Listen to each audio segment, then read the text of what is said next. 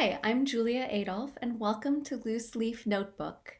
Today I'm joined by pianist and music educator Cindy Lamb. In addition to running a thriving piano studio in Los Angeles, Cindy has performed in concert with principals from the LA Philharmonic, LA Opera, Philadelphia Orchestra, and Royal Opera House. Cindy shares her experience of PTSD, initially triggered by a car accident at 18, which also impacted her ability to perform, and heightened in 2020 by the loss of her father to a very rare Prion disease. Cindy discusses her ongoing healing process, as well as the importance of reaching out and sharing one's story.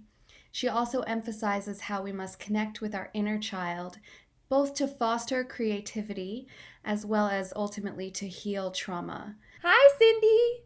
Hi, how are you, Julia? I'm good. How are you doing?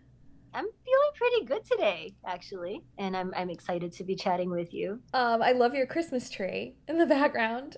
Thank you. It's an ode to 2020. So we've been friends for some time, and I've been following, on social media, your posts about your experience this past year. Not just the pandemic, but you just lost your father to a very rare prion disease, and you've been quite inspirational and uplifting in what you've been sharing. Um, I would love to hear what you want to tell me today. I feel like I'm like at the fresher end of finding healing Right. and even like identifying what kind of suffering I was feeling, because when my dad when we got the call that my dad might have this, I recognized the name, and it's just one of the scariest diseases out there where your body basically starts like telling your brain to self-destruct. And you just it's very quick, and some people only have a few months. And my dad luckily had a year and a half. It was so scary, but also the implications were that, oh, like these symptoms look a lot like the what my relatives had when they passed away. And we've lost several family members to similar like symptoms, and it was like a mystery, right? It was like, well, what happened? Like they fell down, they kind of went crazy, they stopped recognizing their kids, and then they died. And that's not a very descriptive, like, there was no disease name. Everything was kind of just through the language barrier too. That's all we really got from our parents. I was looking things up, like actually in 2006. Yeah, Mm-hmm. like we had just lost our third relative to this. So at that point I thought, okay, there must be something in the family. I looked it up, and I came so close to identifying the family disease, where I contacted the National Prion Surveillance Center in Cleveland. I just wrote them an email. It was very, very honest. I just said, here, this is what's been going on in my family, and I've been Googling all these symptoms, and this is what it seems like. They wrote back and they said, yeah, it kind of does sound like it. I forwarded the response to my entire family, and I said, I figured it out. Like, I solved it. Yeah. And like, no one was happy. Like, they were like, why did you use your real name? Because like, Oh, we're not going to be able to buy health insurance if people think we're like there's something wrong with us. okay. And like, we don't appreciate this. And obviously, I want to say I was in my early 20s, and I was crushed. Yeah. And so I kind of just let it go. Over the years, it had kind of become accepted that they ate something bad together, and they had mad cow disease, and that's what happened. But Right. as soon as my dad felt like it was too rare, it has to be genetic. Right. And so there were just so many feelings that came with that. It was like an avalanche of, I'm going to lose my dad. We've had a complicated relationship throughout my life. And I was really hoping that I could at that time, I was in therapy. I was really trying to work out my issues with my parents. And I was thinking that, like, one day soon I'll have worked through these issues, and then we can have like an Yeah. amazing relationship. Yeah. That was kind of a rude awakening. Like, you're not going to have that time, right? You're going Mm-hmm. to have maybe a couple of months, and that's it. So there was that. There was there was kind of not shame from within, but there was external shame about like, if this is genetic, you shouldn't tell anybody Okay. because like, no one will want to date you. No one will want to marry you or have kids with you if they think you might, you might die this horrible death also. And, the average onset of this disease is 50. And, so I started hearing just, I think people meant well, but it was a lot of opinions very quickly. It was, a lot of people said, like, if I had this mutation, in my family, this is what I would do. Like I would devote my life to charity, and like I would move to Right. Africa and just like devote my life to charity, and then set up a trust fund for when I got sick for caregivers, and like that's how I would live my life. If I were a guy and I liked you on Instagram and I saw that you were writing about this, I don't know, I think long and hard before getting serious with somebody like, like you. And so Yeah. there was a lot of, Yeah. all of a sudden there was just so much to process. You start grieving almost as soon as you hear about it because you're just, you have to say goodbye. Right. Now, I started getting panic attacks, Mm-hmm. and I didn't understand really like what was happening. So it was a lot of things going on at the same time in addition to the pandemic. Right. Forgot about the pandemic for a second. Yeah. Right? The first several months I couldn't even say like that my dad was dying publicly because Right. it just felt like too much. Yeah. And it took time to just finally say, hey, this is what I've been dealing with for the last couple of months. Yeah. And I think that, your podcast has really helped in that sense because it helped me focus on connection instead of judgment. Mm-hmm. And because I felt like I learned throughout the last year that shame and loneliness kind of, they feed off each other, and it there's only bad that comes from it. There's no good. Right. It was scary to post about it at first, but just seeing the response I got and Right. just the overwhelming love and support, it became kind of a good outlet for me to express myself through that. It's like how Brene Brown talks about how the antidote to shame and stigma is sharing it with people that you trust. It took a while to figure out how to judge the situation, Yeah. because I think everybody means well, but some are not ready to like sit with such a heavy topic. Right. Or some have some they've been through something bad and they're not comfortable. And I had to learn that and really just kind of let it go and not be mad about it. Like, you know what? It makes them uncomfortable and that's okay. Like that's just not the person you're going to talk to about this. And then with family, it's even harder because they're going through it as well. That was something certainly that added to my pain in the last year, was that my mom, my sister, and I were all suffering, and my dad. Right. The four of us were suffering. And I think my dad and my mom could share some of it because she was his primary caregiver. But I hadn't realized that like when everyone is suffering so much, it's really hard to be there for someone else. Yeah. So it ended up being like this isolation triangle, where I couldn't take on any of what anyone else was dumping on me, and they couldn't either. Right. So I think in this triangle we could only reach out but not into each other, which is kind of the fantasy, right? The fantasy was that like we're going to go through this together, we'll call each other whenever we need, we're going to be there for each other, but that was near impossible. I imagine that, you're struggling and you finally get to like maybe an hour where you're okay. Like the last thing you want to do is get an upsetting call from your mother or your sister. That's exactly. Like there you go. Like you completely put your finger on it. Like that's exactly life for an entire year, or even now, because now in the grief, I'm thinking, I just want to feel good. Like I just want life to be easy, and I don't want to do anything I don't want to do. Yeah. Like when you think that way, we're kind of conditioned to judge ourselves. Like, well, are you being selfish? And like, why don't you care about someone else? Why can't you be there for someone else? What kind of sister are you? What kind of daughter are you? But really, no one deserves to have panic attacks every Right. time after they talk to a family member, you know, Yeah. and you can't help anyone if you yourself are not strong.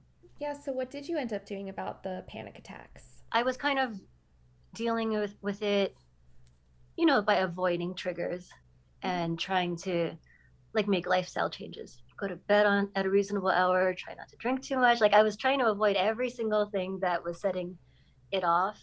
And it kind of worked in the sense that it was only happening like once a week or every other week.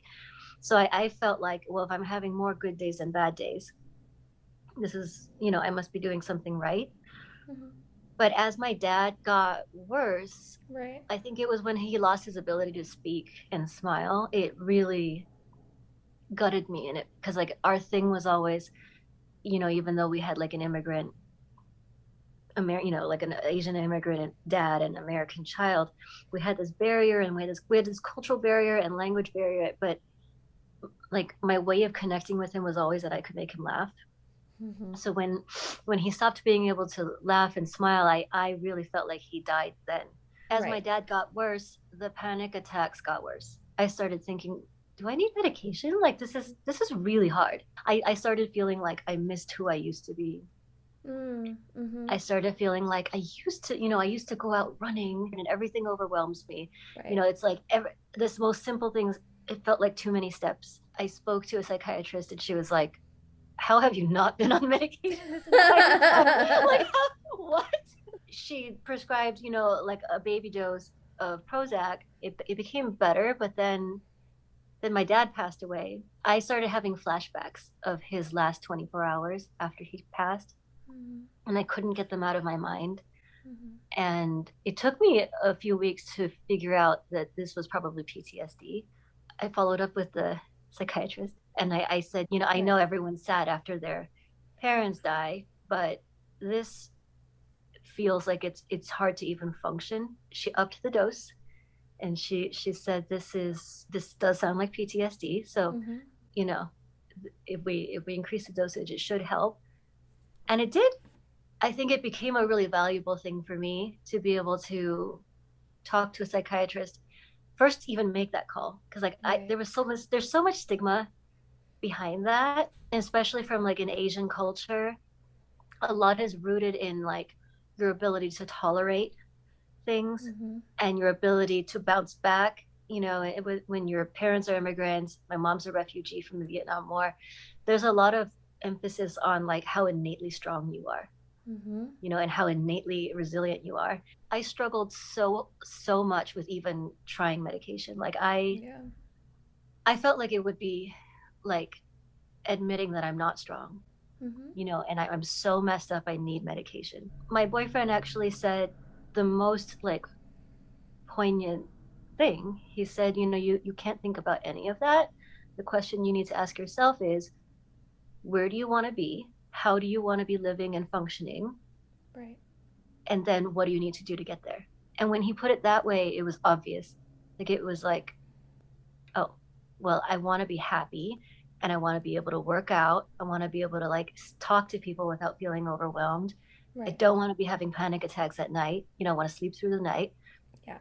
And once he framed it like that, I thought, you know, I deserve to feel that way. Yeah. Like what Yeah. why am I punishing myself just to prove that I'm like strong and I don't need help? Like I do need help. Right. I'm not doing so hot. Thank you for being so honest about all of this. I know these are hard things to talk about, so I really appreciate it. It is really hard. It really has to start with us, right? Like Yeah. we have to be able to say, look, you can be a sunny personality, you can be kind and funny, but you can also have struggles and you can ask for help with that, you know, because it's going to really help you like live. And I think Right. Right. that compounded with like the possibility that I might have a shorter life if I carry the same mutation as my dad. I kind of at that point that helped give me that push. Like, well, if Right. I have 10 years left, if I have 20 years left, do I want to spend them having panic attacks and freaking out and crying and like forcing myself to get through the day? Or do I want to just like be able to be a good friend, be able to enjoy and laugh? I learned that, you know, you can't really predict how you're going to react to certain things in life. I certainly wasn't anticipating to like increase the dosage of my medication after my dad died. but at that point, it was just what was necessary. Yeah. And I can say like with complete confidence that like today I feel like the best version of myself, Hmm. and I Yeah. feel like I can be a really good friend. Right. I can be a really good dog mom. I'm kinder, and I can give more as a teacher Mm-hmm. because I'm not battling so much angst, and there's like a lot of internal noise. Yeah, I mean, it's kind of amazing that you still felt like you had to push through even though you were going through really extraordinary circumstances. I mean, this is not just losing a parent, it's losing a parent to something very, very rare and very deadly. Yeah. That in itself can feel isolating Yeah. because at the beginning it was more isolating than now. Like now I'm able to connect with just anyone who's lost a parent. Sure. But at the beginning it was such a shock. It Yeah. felt really isolating to only have like two people to reach out to Yeah. in the world. I Right. only knew two. And then even over time I've reached out to more. Yeah. I've watched documentaries and just decided to send these people emails like, hey, Yeah. I saw you on 60 Minutes, or I saw you Right. on this documentary or another. And listen, like this runs in my family too. And I know there are like only six of us in America. So like, hi. Right. Right. and but I think like podcasts like yours helped me to reach out and own it and Mm. not be ashamed. So, while you were going, through this year with your father, or maybe even before, as you were starting to deal with your PTSD, how did it affect your creativity? And, did you play this year? I know you've been teaching, but sort of how did you stay connected with your creative self? I don't know if this is kosher for an artist to say, but I've only practiced a couple of times in the last year. Yeah, I yeah, I feel like for me music is it takes up a lot of brain power. So I haven't felt like I've had a lot of mental space to focus, mm, on playing and making something sound the way I want it to sound. And I would say that goes hand in hand with, reading. Like I always know it's a sign that I'm feeling overwhelmed if I'm not practicing and I'm not able to read like for pleasure. When my self-care goes up and my mental health is in a good place, I am more motivated to practice or just play for fun. I haven't put any pressure on myself to practice. yeah, And I haven't done that with any of my kids this year either because yeah, I felt like the last thing any of us need right now is more pressure. yeah, There's just so much external pressure from everywhere. So that yeah, that sort of became a rule. Like I had parents calling me during the pandemic, like, my daughter or my son, they don't want to practice, something's wrong with them, or like, is something wrong with them, or are they not liking it, or are they being lazy? Is this okay? Like, I'm so sorry. And I felt early on, maybe because I was also so overwhelmed, right, I felt like, well, I don't want to practice right now. right, So I right, don't blame them. right, And if piano can just be like a happy break in the week where they're excited to pick up that FaceTime call, they're excited to have some interaction, they're enjoying their playing. It's kind of like working out at the gym, right? right, Like if you're excited to go and work out with your trainer, great. For the kids, I think I found that they actually started voluntarily practicing more once the pressure was off sure, yeah, because they didn't have other activities that they could go out and do. And once it became like just this fun thing and it was a relief from the pandemic, it was an escape from the pandemic, they actually enjoyed practicing and they enjoyed being in charge of something, right? In charge of mm, their own progress. So I kind of applied that same attitude to myself. Like if you feel like playing, you can play. But if you don't feel like playing, you're not going to call yourself undisciplined, you know, or not a real pianist, you're not a real musician. Like, look at right, all the other musicians that are getting right, so much done right now. Like, I just right, thought, like creativity flows best when you're happy. Music shouldn't be a chore. right, I and that's an attitude I've always had. was, if there are months I don't feel like playing, I don't. Like I'll go a couple of months without practicing and I'm okay Yeah. with that. Yeah. I think that's very unkosher because I want to feel joy when I'm doing it. As an adult, the way to keep joy for this activity is like you have to keep that feeling when you were little, like the Yeah. first time you discovered how to do something and you're like, yes, like this is so cool. Like, we kind of have to nurture that in ourselves. There's this joy that comes with discovery. The most joy I feel with making music is when I can do something I couldn't do before. Mm-hmm. So I play when I'm focused and when I can, accomplish something like that. To me, like, I think practicing just to practice every day is, life is short. Yeah. Your days are short. Like, if you're not enjoying it, they're just muscles. Like, you can build them back. You take a couple of months off, Right. and when you need to, if you decide to sign on for a concert, you can build those muscles back up. But for me, it's helpful to Yeah. take time off and refresh and regroup. And then every time I come back to it, it's like a new thing. Did you find joy during this past year? Yeah, I think definitely. I think that pre-medication, I would feel joy, but also the things that were overwhelming me would take over. And, it was harder to hold on to it. Mm-hmm. So if I saw my friends, I would be happy in that moment. But, then I would get a text about my dad and a new symptom. And I could just burst into tears and have a Right. panic attack. So Right. it's harder to hold on to that. It's not like you can't feel happiness. Like, I Right. love my boyfriend, I love my dogs, the kids are cute, they're making me laugh today, but it's just everything else is louder. Right. And once I started the medication, I could feel like so much more joy. Mm-hmm. It was like, oh, the kids are really cute. And like, I'm really happy to be teaching right now. I can definitely feel that I have more space and to think clearly. Yeah. I have more space for the good thoughts. Yeah. And I have more space to help myself calm down when I am triggered. Like, it's Right. not like you'll never get triggered again. No. It's Yeah. it's not like you don't feel anxiety, but now it creeps in.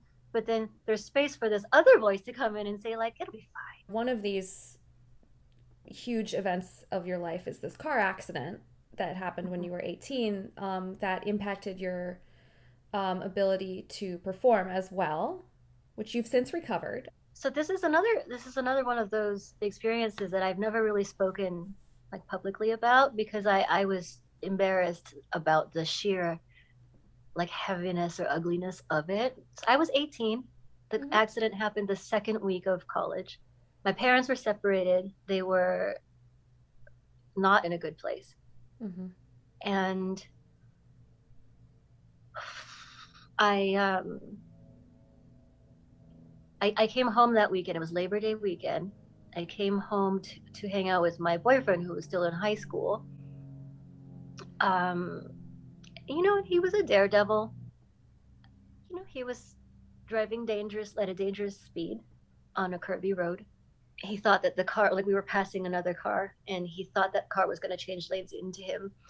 So he slammed on the brakes and swerved. The steering had broken in the car, Mm. and it was just going, and it hit a tree.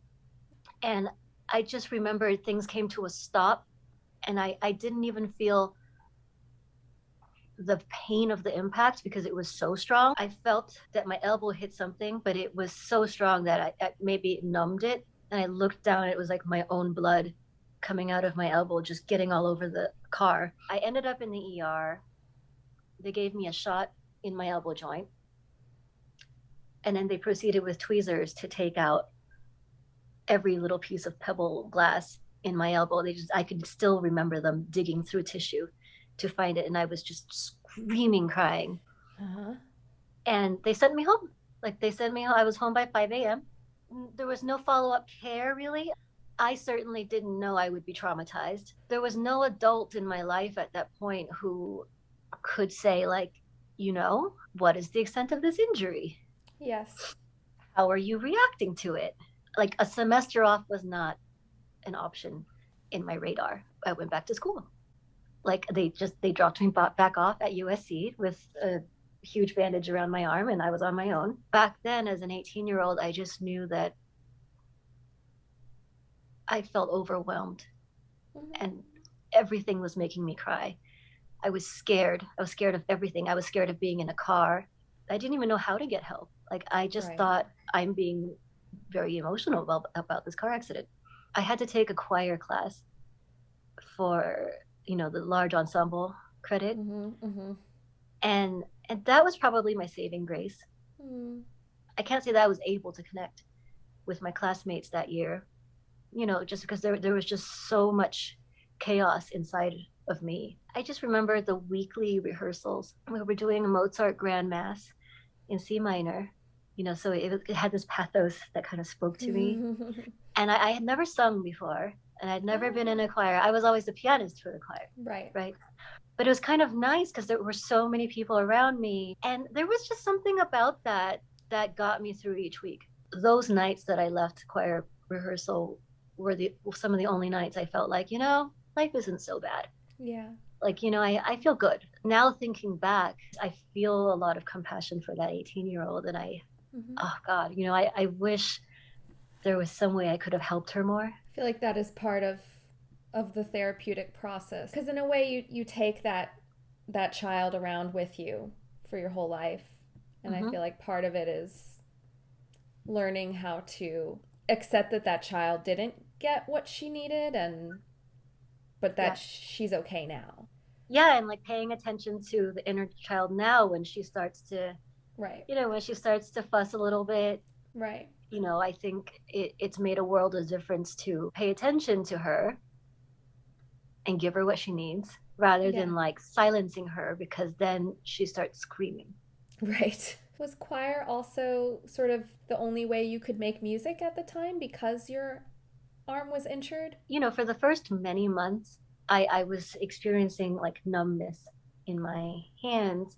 Like no one was being very clear. Like I had doctors telling me, well, you hit it so hard in the impact, it's just going to take a little while for the feeling to come back. But then it was like, well, maybe, we see some glass in your x-ray. So we think your nerve got cut a little bit. So it takes 2 years for nerves to grow back.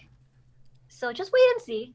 I love piano, but honestly, I was so overwhelmed all the time. I didn't want to practice. I was just practicing enough to get by like poorly in Right. lessons. My teacher assigned some left-hand pieces for me, and I enjoyed those a lot actually. Like Mm-hmm. those made me feel a little bit more empowered. A lot of doctors just said like neuropathy is normal when you have a nerve injury, and like if you can still play, just be grateful for that. Um, and it Mm-hmm. wasn't until 2009 I I saw a doctor and he said, "You have glass in your arm. Like, you need to take that out."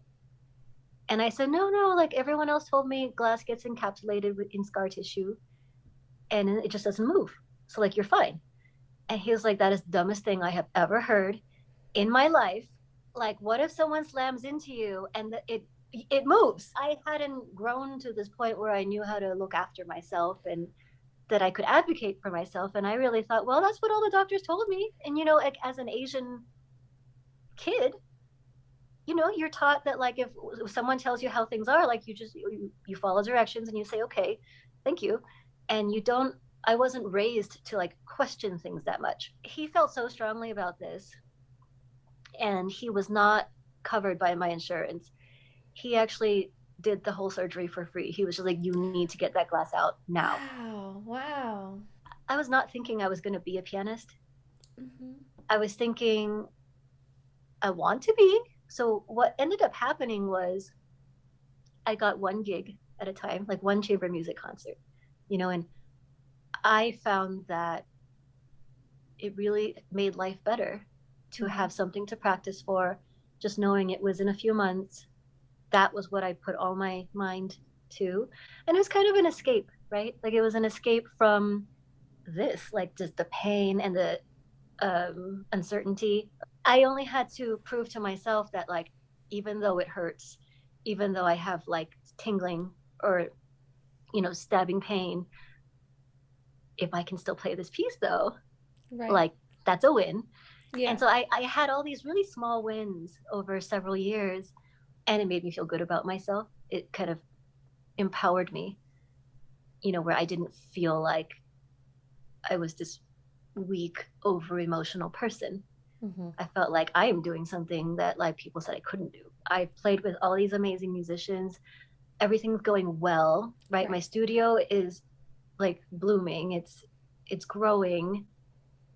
It's like I know I'm good at all this stuff and I have great friends. I have like this magical life, but like it felt like there was like this monster that was just living inside of me that was, every now and then would remind me like, hey, I'm still here. And I didn't know what to do with it. In retrospect, I can see how music really saved me, and I was using it to keep afloat and to give myself energy and to remind myself of my strength and my ability to get through like the hard times. But I do feel like who I am today, like I don't need to use music for that. Mm-hmm. I feel like music is this beautiful thing and I love it, but I don't seek validation from X, Y, and Z happening in my career next. Like I'm very okay with what I've done so far. I've proved enough to myself. I don't feel like I need to prove more.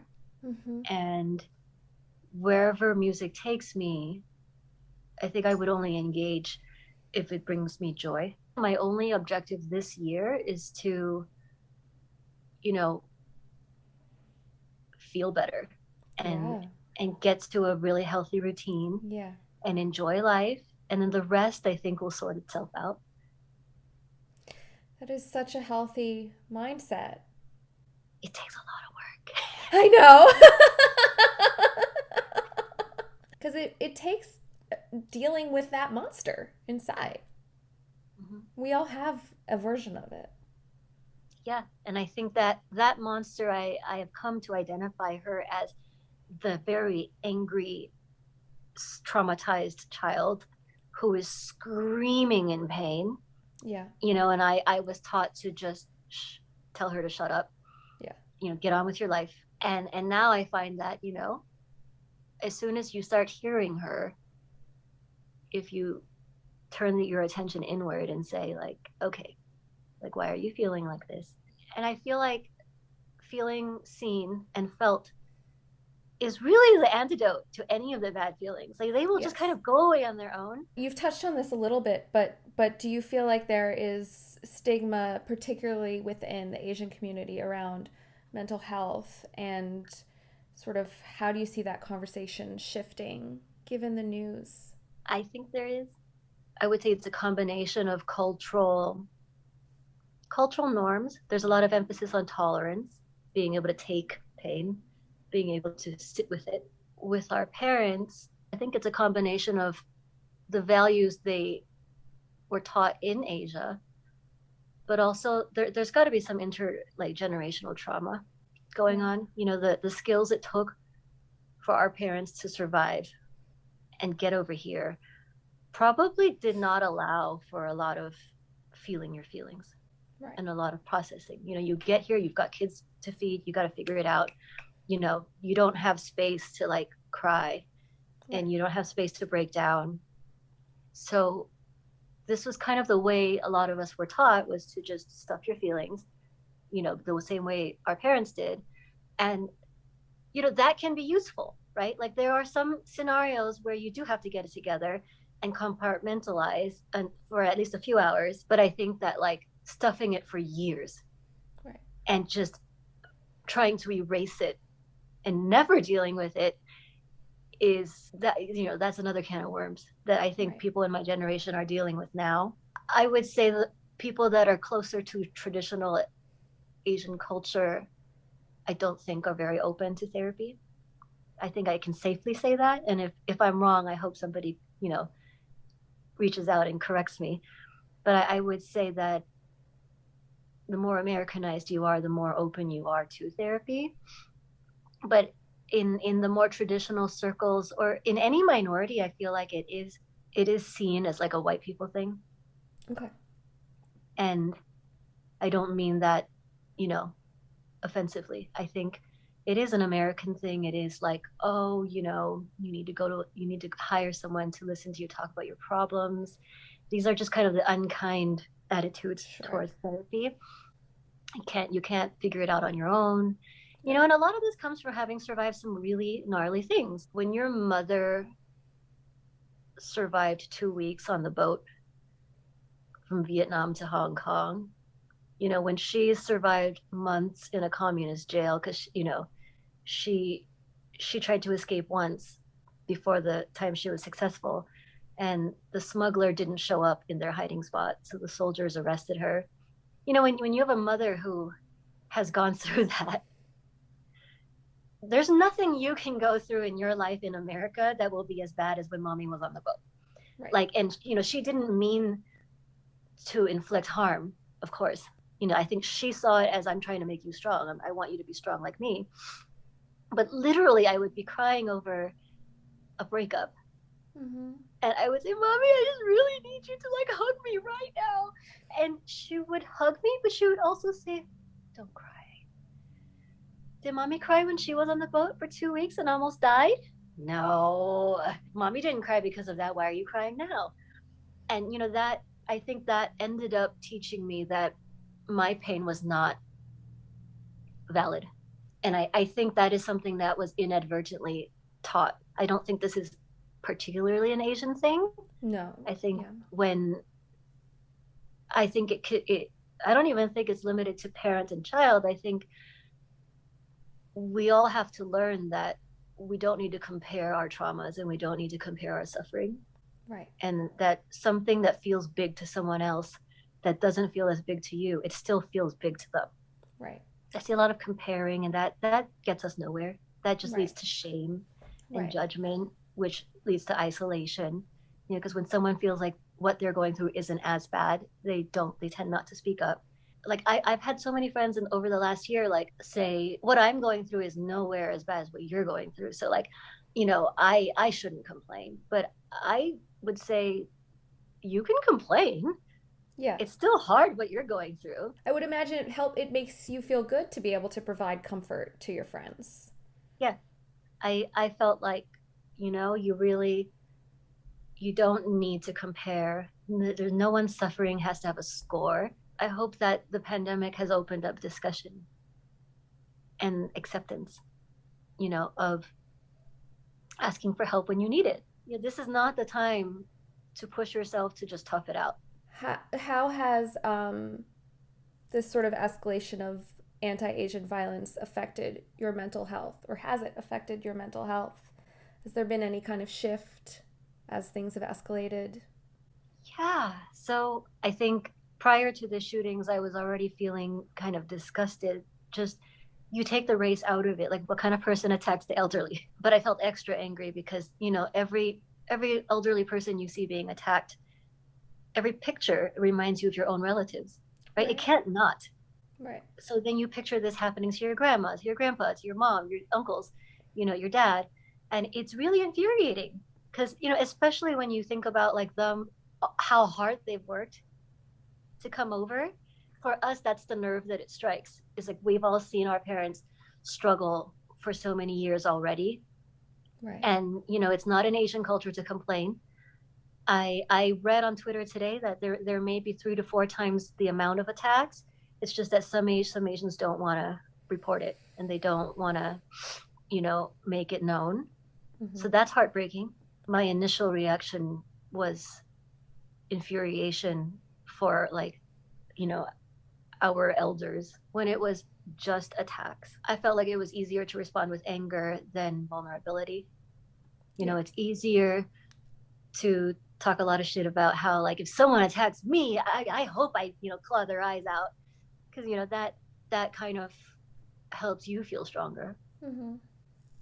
But with these shootings, it's the pretense of being tough was stripped away. This was a new, like, this week was tough.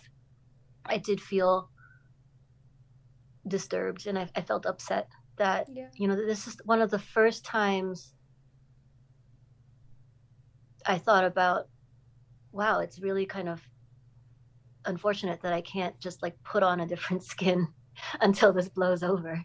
But that's a really terrible place to be. Like it's Right. really terrible to catch yourself thinking that, and so that's been tough. How do you comfort yourself with those feelings? What do you say to child Cindy in there who's like, Well, I'm I not yeah, going outside? right? Like there were a lot of familiar feelings. The feelings Right. of feeling unsafe, Right.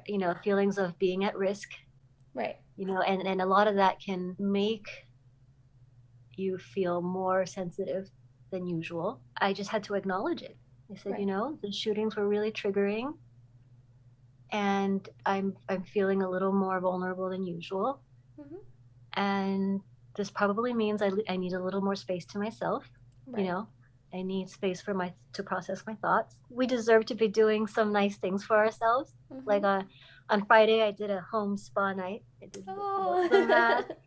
I think people who are struggling or who have dealt with really, really hard struggles, they're frequently labeled as strong. You're so strong, Mm-hmm. and then there's this internal pressure to live up to that. I've been called strong ever since I was little, and I felt so much pressure on myself to live up to that because other people found inspiration from it, and I didn't want to let them down. Mm-hmm. And these days I'm doing much better with that. These days I'm okay saying, hey, I think it's important to just state for the record that this week was triggering, Right. and I'm feeling really sensitive today. Yeah. That doesn't make you a weak person. It makes you someone who knows yourself. Yes. And that is a strength. Right. And you're respecting yourself, Yes. and you're respecting whatever's going on inside, Yes. and you're giving yourself what you need to feel safe. And that is what I said yesterday is I am not feeling very centered inside about Sure. this. Unfortunately, I think more things will happen in the news, and maybe we'll get distracted by this or we'll become numb to it. But it is very disheartening to be reminded that there are Right. people like this among us. I think the other point that you're raising, which is really important, is that it's really about what you need in this moment.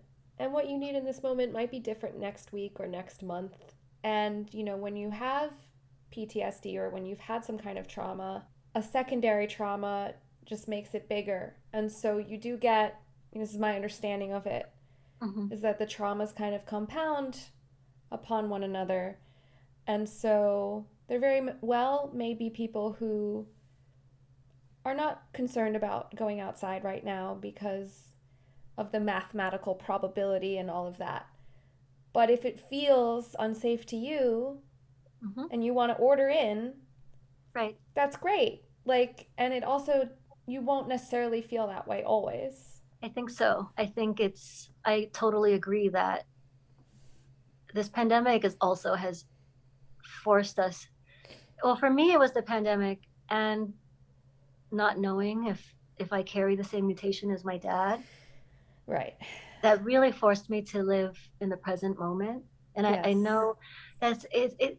If I were not myself, I would think that is just such a hallmark thing to say, and it's easier said than done. But when you've had panic attacks about dying, and you really don't know if you have it, you don't know if it's gonna hit you, you don't know if you could get COVID tomorrow, Right. right? Like I think of all these things, and it helps bring me back to the present moment. And I do think, well, right now I'm having a lovely conversation with Julia. I'm in my living room. I'm in front of my Christmas tree. This is pretty fun. And right now I feel okay. Yeah. And so that's important to hold on to. Right. Just as if tonight, if there's another attack and I feel at risk, tonight I can say, like, I don't feel like socializing Right. because I don't feel safe right now. I feel very bothered. And Right. I think it's just like you said, it's important to listen to ourselves in every moment, Yeah. and it doesn't make us self-indulgent. I think it can be done in a way that's very respectful of ourselves and respectful of others. You know, we're not Yes. asking for everyone to change their plans for our every whim and fancy. Right. I think listening to ourselves is kind of like the first step that we can take to becoming the best versions of ourselves. You know, the kind of the most empowering thing we can do in life is to make life a bit easier for other people. So I definitely encourage, just as, you know, I saw your podcast and I reached out to you, if, you know, if there's anyone who's been through anything similar, and if this really touched anyone, like I would encourage people to reach out, like, and not necessarily to me, it could be to me, but to anyone. Yeah. If anything you've seen recently reminds you of any struggle, or, you know, that you have gone through or you are going through right now, I think the antidote to a lot of suffering is like helping yourself be seen. Yes. I agree.